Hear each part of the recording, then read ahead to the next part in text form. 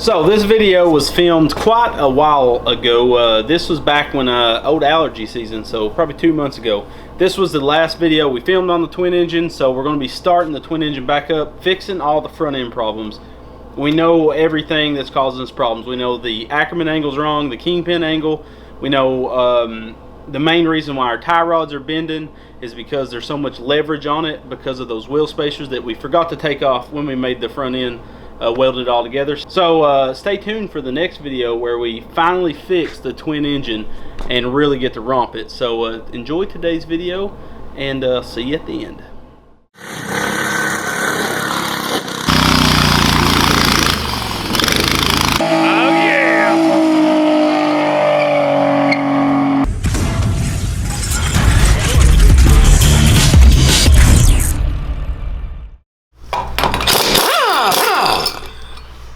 So we're taking the front end apart one more time because we have some new knuckles that came in, and they beefed these up and put us a 3/4 inch inside diameter on this stuff. So what that'll do for us is we don't have to have that. So what that'll do for us is we can get rid of that brass bushing we put inside of there and give it a better bite. And these things are just, that's a thicker bolt. It's grade 8, so it should not bend, hopefully. So this is this one.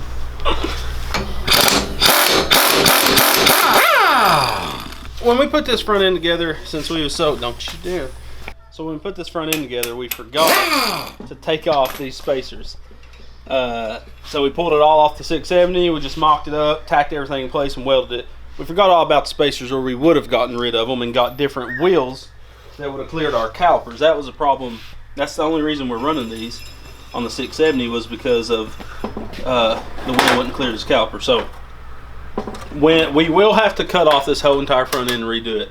We have a suspension plan in mind, so we'll get rid of all this spider box stuff and we're going to build our own A-arms, but I'm not ready to do that right now. I don't feel like it, so we're just going to drive this with bump steer and correct it later. So there's our beefed up, our home brewed beefed up spindle, but this one I don't think you'll be able to tell. I can, but it's bent.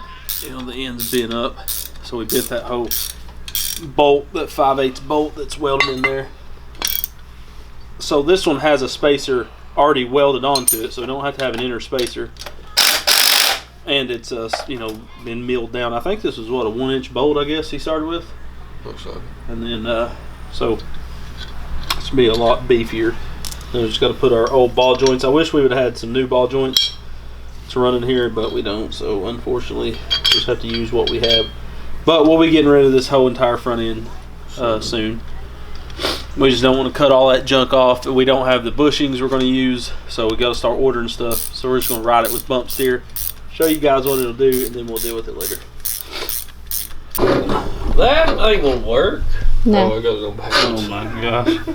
So we took those brass spacers that we had in there. We don't need any spacers on this, which is going to be really nice. See, that's nice right there.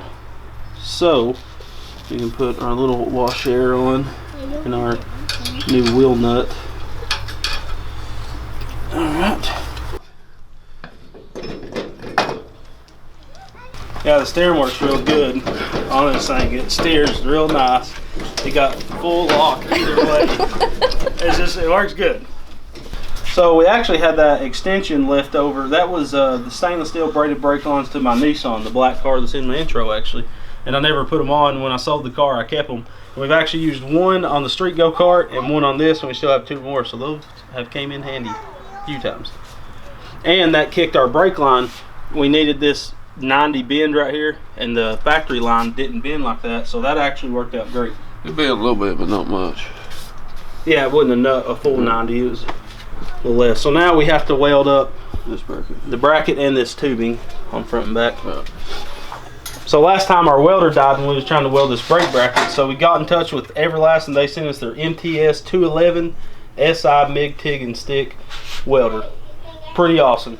It's kind of behemoth for this cart. You know, it hangs off a little bit, but I'm going to build a new cart or buy one. I don't know how much the larger carts run.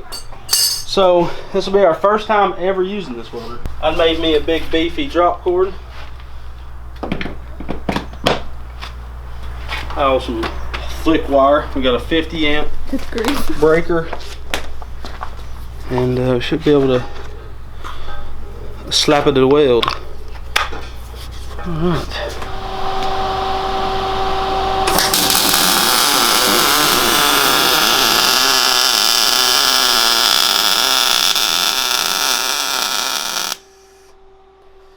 So what do you think about the Power MTS? I like it. Once we figure it out how to set it up, it's so high tech. Yeah, we're not used to all these switches and gimbal witchers. We're used to amps and wire speed. That's it. But we think we got it dialed in. Great, oh yeah, now we have hardly no splatter, and it just got that good frying bacon sound. So Brandon's gonna finish this last floor tab. So the reason why we put these floor tabs in is because I used self-tapping screws and they're just garbage. They was breaking on us, so we put these gussets in and made us some nice tabs. Fire in the hole.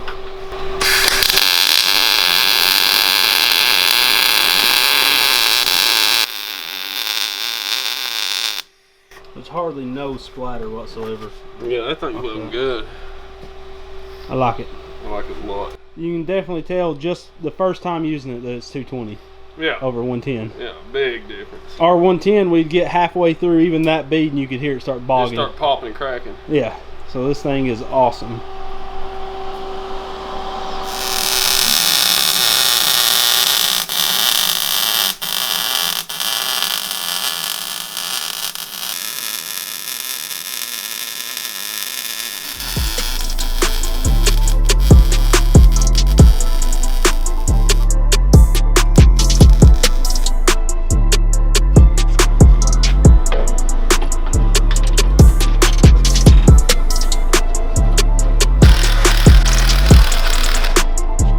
So on the twin engine go-kart, we're going to be upgrading the drive pulleys with some Comet genuine pulleys from Go Power Sports. If you see, these Comet ones have the bushings like a 30 series, where the standard ones does not. So if you're having a problem with your go-kart creeping a little bit, this will take care of that. And you can also mess with springs and weights and stuff in these pulleys, but we'll be messing with that on a different video. We're about ready to slap both the engines on, get our throttle cables hooked up, as well as our kill switches, and finally get to give this thing a good old test drive.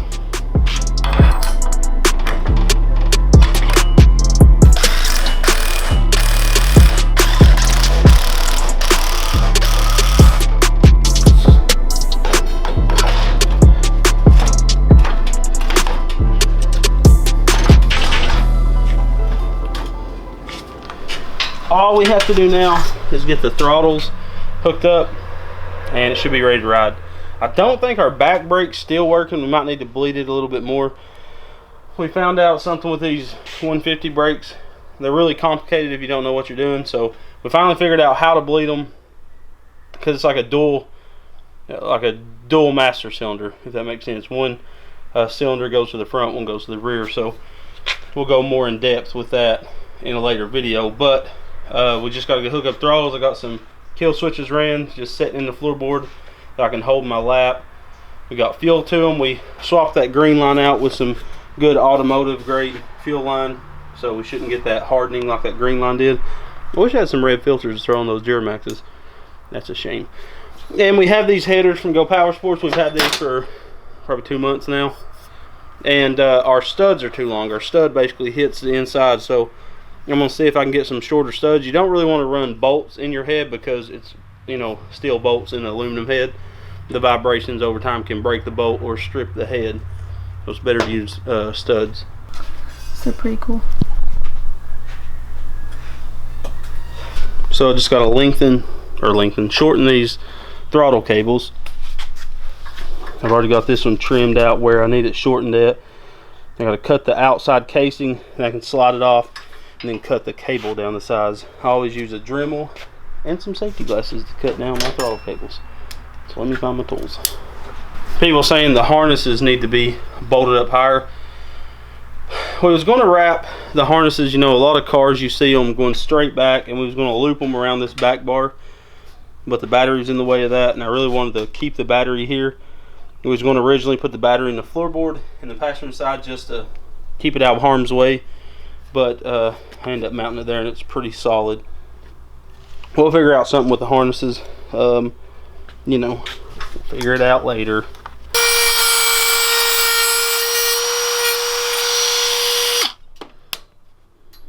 There we go. You just lightly cut that coil that's inside there. Pull it out, and then your throttle cable is shortened. I like to solder this before I cut it so it won't fray on me. It's really hard to get solder to take to it. You really got to get it hot. I don't know if I'm going to do that on this run. Maybe, maybe not, probably not. We got to slide on our nut. Next, we got to slide on our other thing. Slide this through.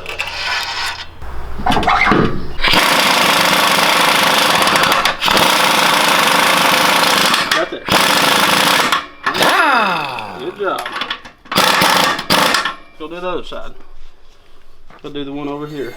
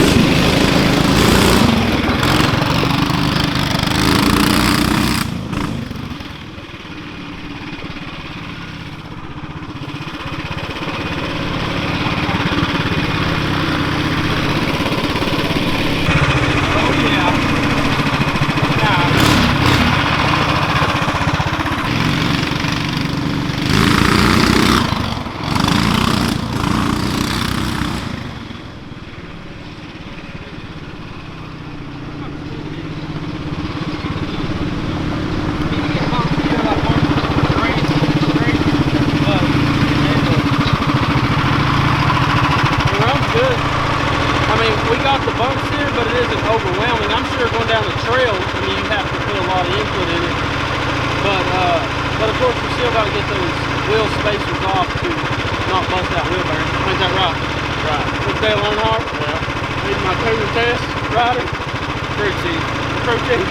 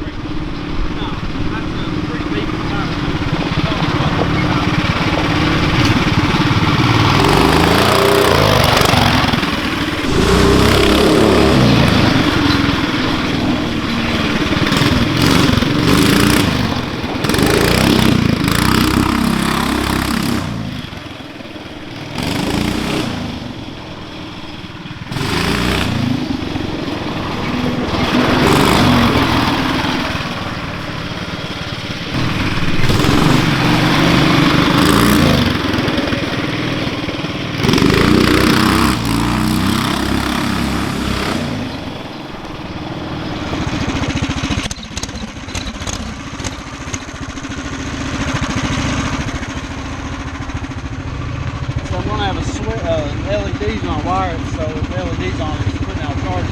Oh yeah, you'll know it's on them.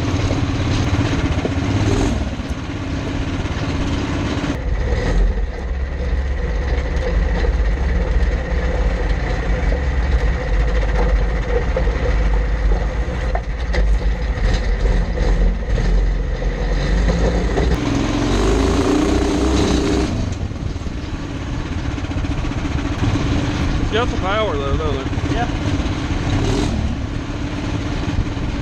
At least has to be gentle about hitting bumps in it for now.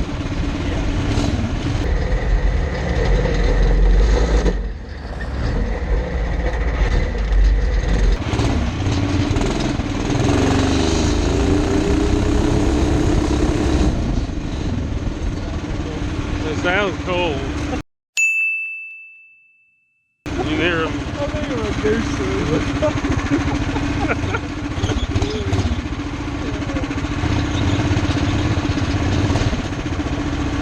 Before it steered pretty straight on the road. Before what? It was steered pretty straight. Yeah.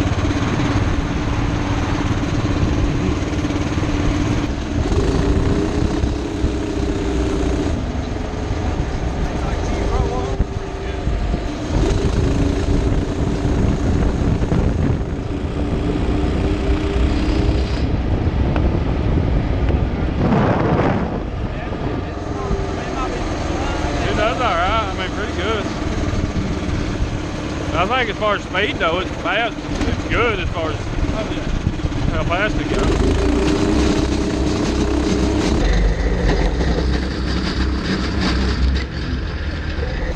Skipping deep. It feels like it might be. Yeah.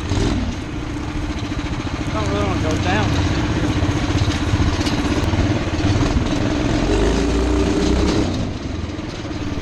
So, I guess you've seen, it has a ton of power. I don't think, maybe the last video I filmed, this was filmed a very long time ago. There's a bunch, I'm trying to clear out all the old videos on my hard drive, and this was one of them that I completely forgot that I'd filmed. So, the 18 horse Duramaxes are awesome engines. We did the Go Power Sports Stage 1 kit, the Go Power Sports 50-pound springs, the Go Power Sports top plate, and you can use a 420 top plate, you just have to use spacers. You'll see in a later video of the probably the trike, where we'll show you how to install a top plate from Go Power Sports on a Duramax 18 horse, because it is, you have to do a couple little things to make a 420 top plate work. So, like I said in the first video, we're going to be fixing this front end, finally getting that all squared away. We're going to cut the whole entire front end off and start from scratch, because we know all of our problems. We did a lot of research and we know how to fix it. So this will be our test buggy before we build the single-seater independent, fully independent suspension with reverse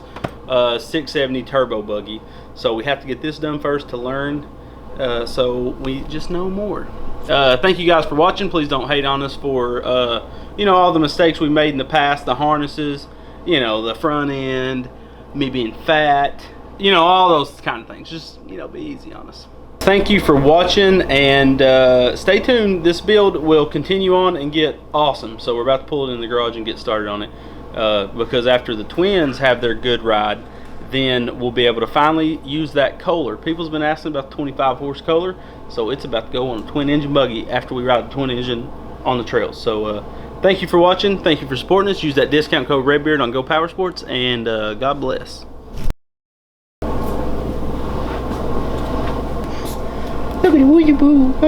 Who's the baby?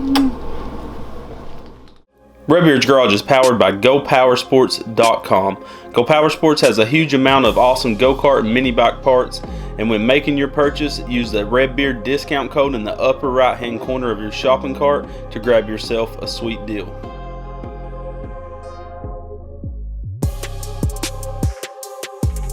Hit that subscribe button and make sure the notification bell is on so you'll never miss another episode, and go check us out on Facebook, Instagram, Snapchat, and Pinterest to stay up to date with the channel. Guys, always come back to Redbeard's Garage. I'm out.